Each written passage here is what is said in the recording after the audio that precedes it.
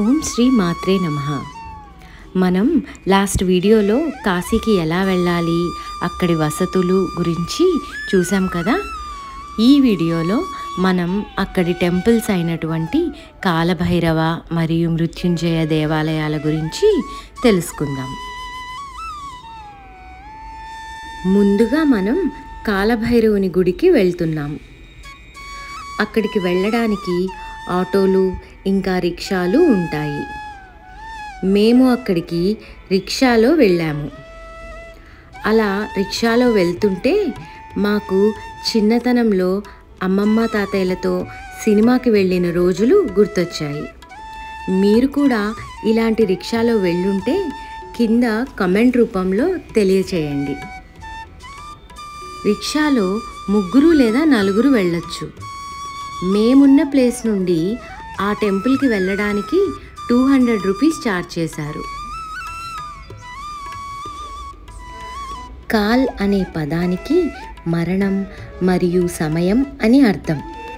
కాలభైరవ్ అంటే మరణం మరియు సమయం రెండిటి భయాన్ని తొలగించేవాడు అని కూడా అర్థం. కాలభైరవుడికి మరణం కూడా భయపడుతుంది అని నమ్ముతారు.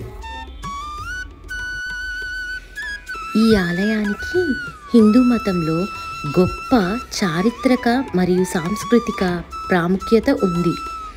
ఇది శివుని యొక్క ఉగ్రరూపం మరియు పుర్రెల దండను ధరించి నెమలి ఈకలను కలిగి ఉంటుంది.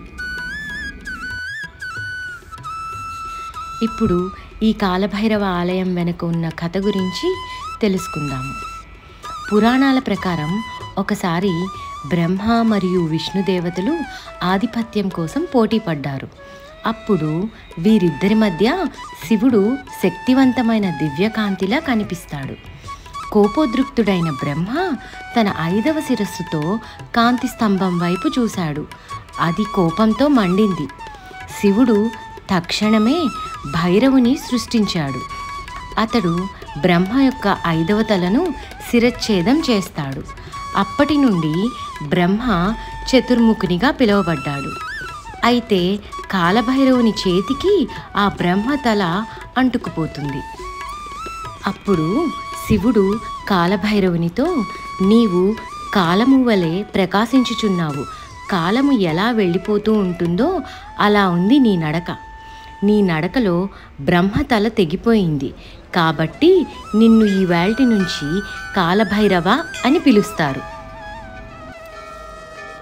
కాలభైరవ, నీవు ఎంత గొప్పవాడవైనా బ్రహ్మతల తెంపేశావు కాబట్టి నీకు బ్రహ్మహత్యా పాతకం అంటుకుంది. ఈ 5వ తలకాయ పుర్రెను చేతిలో పట్టుకొని 12 సంవత్సరాలు భిక్షాటన చేసి ఆ కపాలంలో తిను. అప్పుడు నీ బ్రహ్మహత్యా పాతకం పోతుంది అని చెప్పాడు.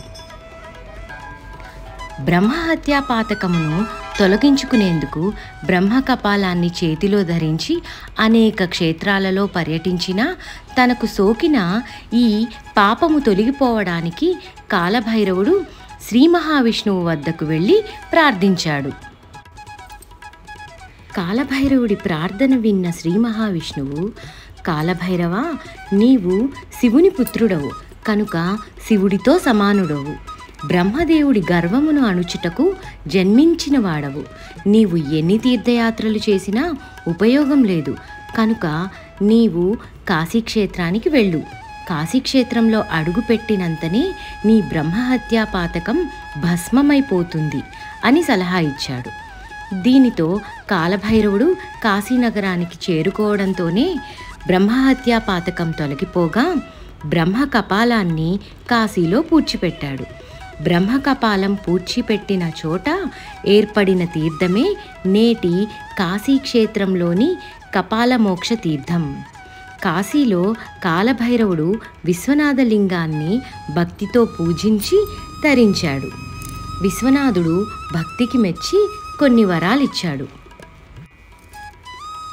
ఇక నుంచి నీవు నా దేవాలయములలో క్షేత్రపాలకుడవై ఉంటావు. భక్తుల పాపములను నీవు తీసి వాటిని నువ్వు తినేయి. నువ్వు పాపములను తీసేసి వాళ్ళను రక్షిస్తావు కాబట్టి నీకు పాపభక్షకుడు అని పేరుని ఇస్తున్నాను. నిన్ను కాశీక్షేత్రమునకు అధిపతిగా ఉంచుతున్నాను. నీ అనుగ్రహం ఉన్నవాళ్లే కాశీక్షేత్రం ప్రవేశం చేస్తారు అని శివుడు చెప్తాడు.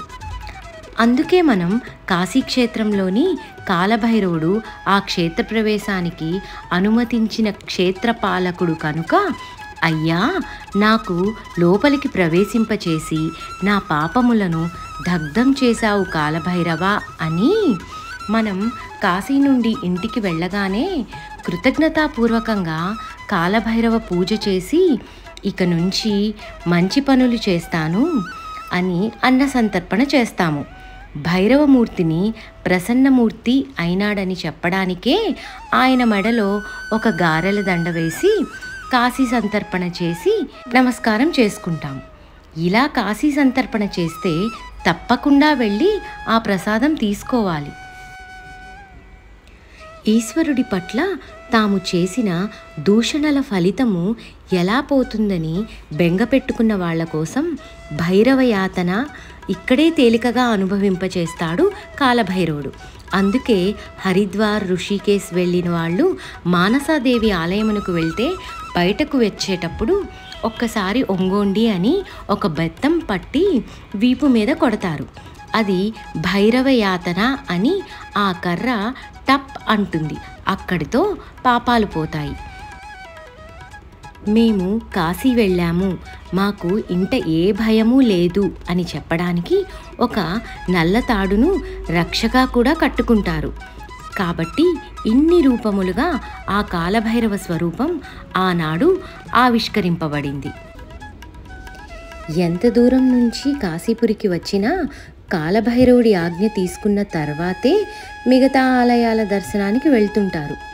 కాశీనగరం భద్రత వ్యవహారాలన్నీ ఆయనే చూసుకుంటాడని నమ్మకం. అందుకు తగ్గట్టే కాశీక్షేత్రానికి 8 దిక్కుల్లో 8 భైరవ ఆలయాలు ఉంటాయి. అన్ని ఆలయాలను దర్శించుకుంటే అపమృత్యు దోషాలు తొలగిపోతాయని అంటారు.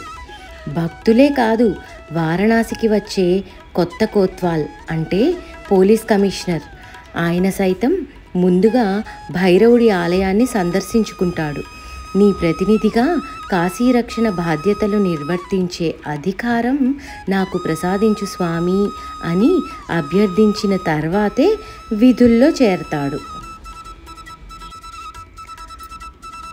పరమశివుడు భయంకరమైన రూపంలో కాలభైరవునిగా అవతారమెత్తిన రోజున కాలభైరవాష్టమి లేదా కాలభైరవ జయంతిగా జరుపుకుంటారు.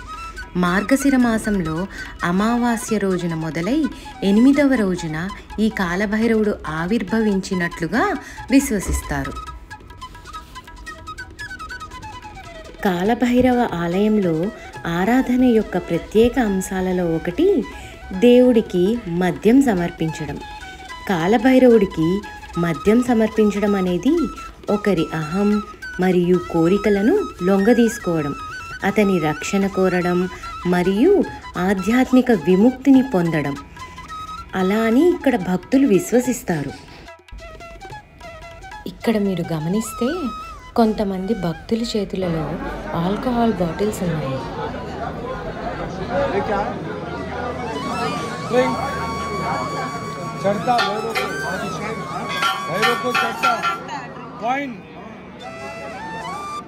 ये भैरव को सब चढ़ता है। ये प्रसाद है, प्रसाद चढ़ता है भैरव को।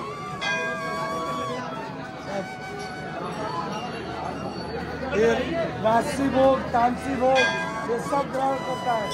जो आप चढ़ाइए, ये स्मशान भैरव स्वयं स्वयंभू, स्वयं ये शिवलिंग नहीं, ये स्वयं स्वयंभू। वही कुंड में ब्रह्मा का 5वां मस्तक काट दिया था तो ये वो महाकाल है। बाय बाय हाँ ఒకసారి చూపించు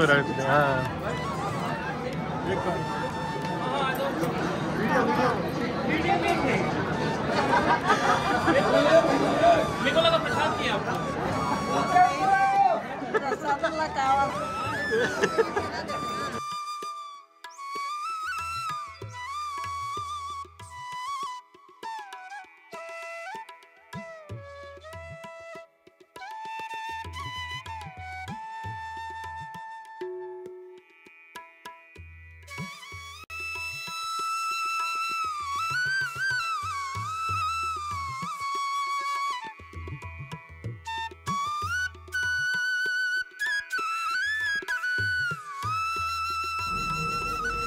ఇప్పుడు మనం మృత్యుంజయ ఆలయానికి వెళ్దాము.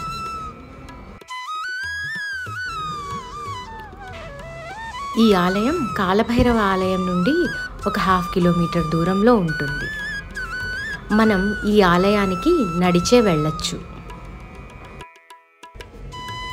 ఈ ఆలయంలో చాలా చిన్న చిన్న ఆలయాలు ఉన్నాయి. అవి వేల సంవత్సరాల నాటివని చెబుతారు.